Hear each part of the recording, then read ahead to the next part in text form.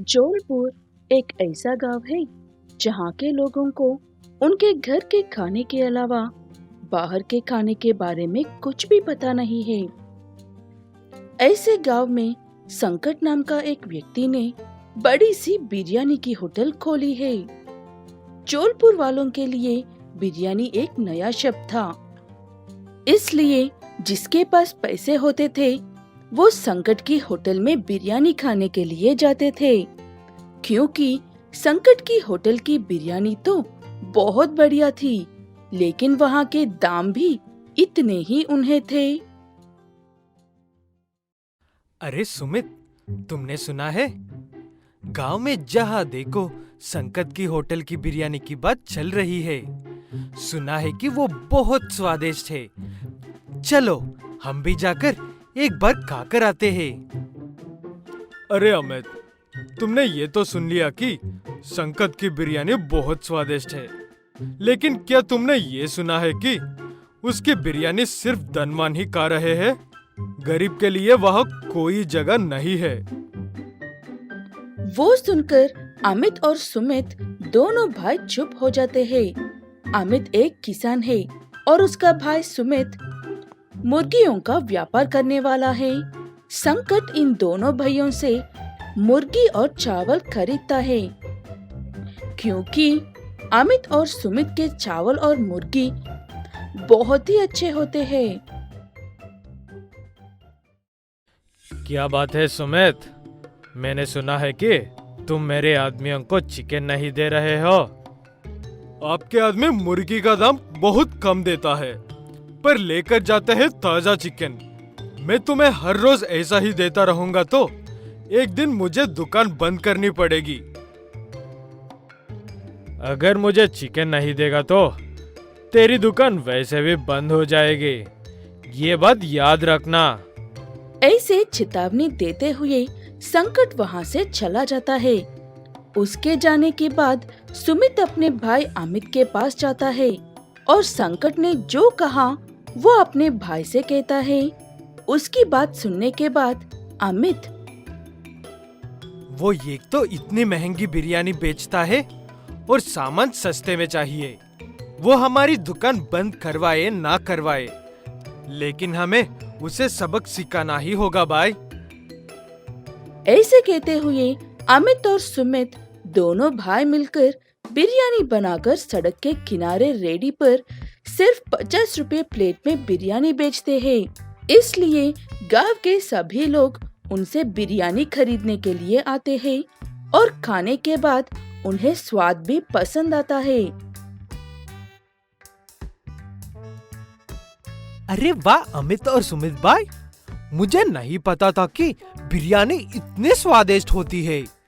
मेरे पास कभी इतने पैसे ही नहीं थे कि मैं उस बड़ी सी होटल में जाकर बिरयानी खा सकूं।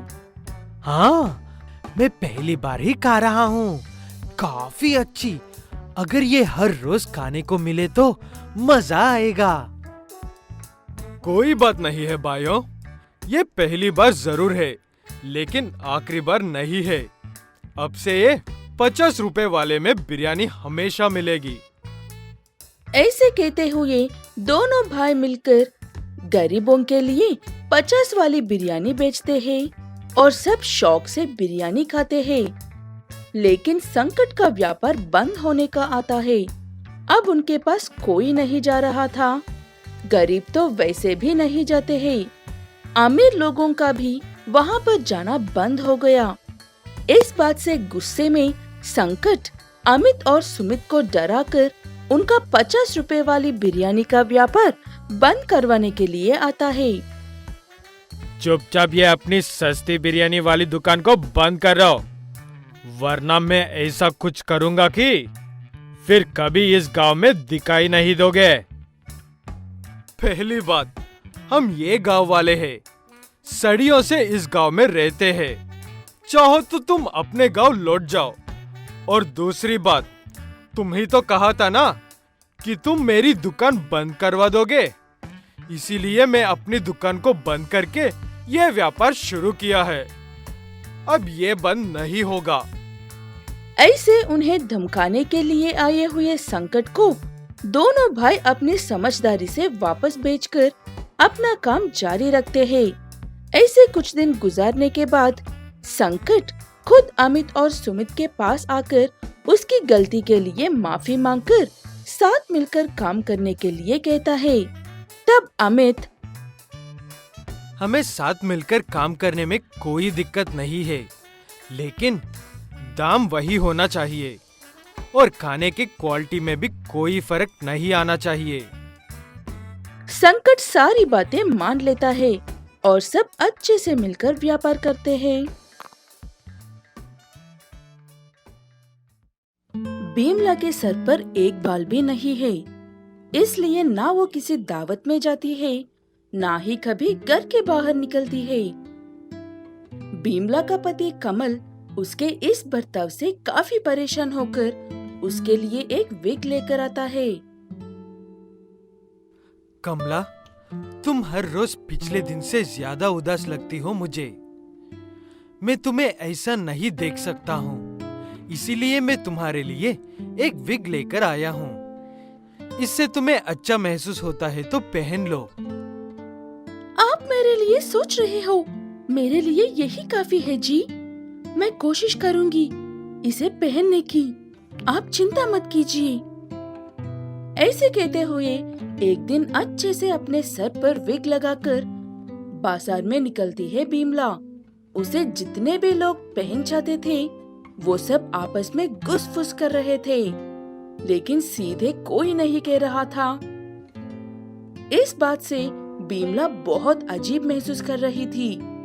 तभी वहाँ पर तेज हवा शुरू हो जाती है और उन हवाओं में भीमला का विग उड़ जाता है। जैसे ही उसका विग उड़ जाता है, सब उस पर हंसने लगते हैं। भीमला को ये बात बिल्कुल भी अच्छा नहीं लगता है और वो वहाँ से चली जाती है। पता नहीं लोगों को क्या मजा आता है हम जैसों पर हंसकर। ये बिल्कुल भी अच्छी बात नहीं है। ऐसे कहते हुए भीमला रोते हुए सो जाती है। सोने के बाद उसे नींद में सपना आता है। भीमला के सपना में एक परी आती है, उसके कोई भी एक इच्छा पूरी करने के लिए। बताओ भीमला, क्या इच्छा है तुम्हारी? मैं तुम्हारी कोई भी एक इच्छा पूरी करूंगी। जल्दी से बताओ, मेरे पास वक्त नहीं है। मेरी एक ही ख्वाहिश है परी, मेरे भी लंबे घने और सुनहरे बाल हो। मुझे और कुछ नहीं चाहिए। ऐसे वो परी सपने में भीमला को सोने के असली बाल देती है। सपना खत्म होने के बाद रोते हुए सोई हुई भीमला हंसते हुए उठती है और अपने आप में ऐसा कहती है।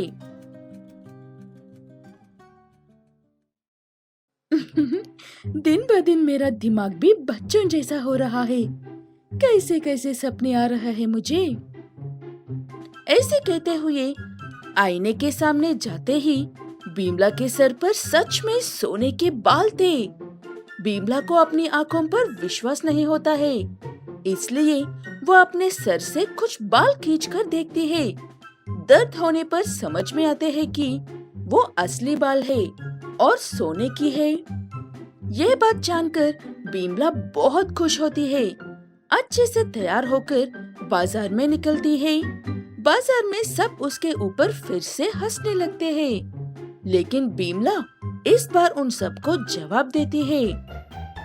काले विग उड़ रहे हैं, इसलिए सुनहरे विग पहनकर घूम रही हो भीमला। हा हा हा हा। आज नहीं तो कल हवा आएगी ना। मैं अब ऐसे ही बाहर निकलती रहूंगी। देखना इस बार मेरी जुल्फें उड़ती है या विग।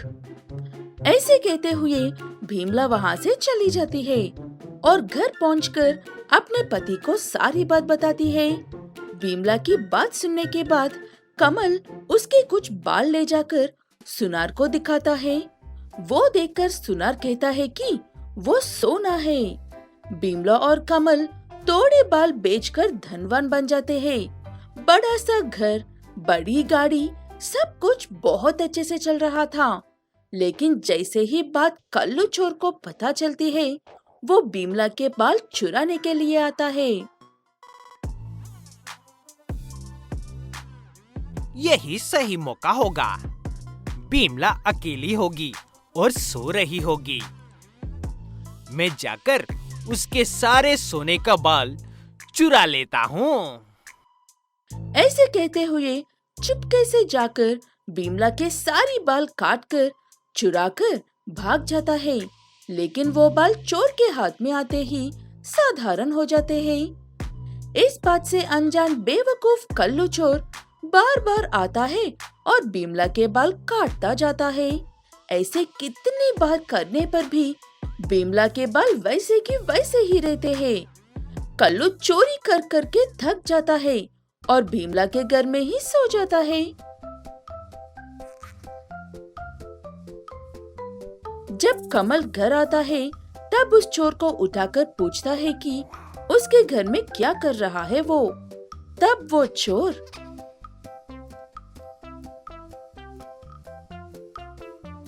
मुझे नहीं करनी है तुम्हारे घर में चोरी। अब तक 100 चुरा चुका हूँ तुम्हारे पत्नी के सोने के बाल, और मेरे हाथ में आते ही साधारण हो जाते हैं। मम्मी। ऐसे कहते हुए कल्लू चोर रोते हुए वहाँ से चला जाता है। वो सब देखकर बीमला और कमला हंसने लगते हैं। उसके बाद उनके पता चलता है कि बीमला के बाल बीमला के अलावा कोई और इस्तेमाल नहीं कर सकते हैं।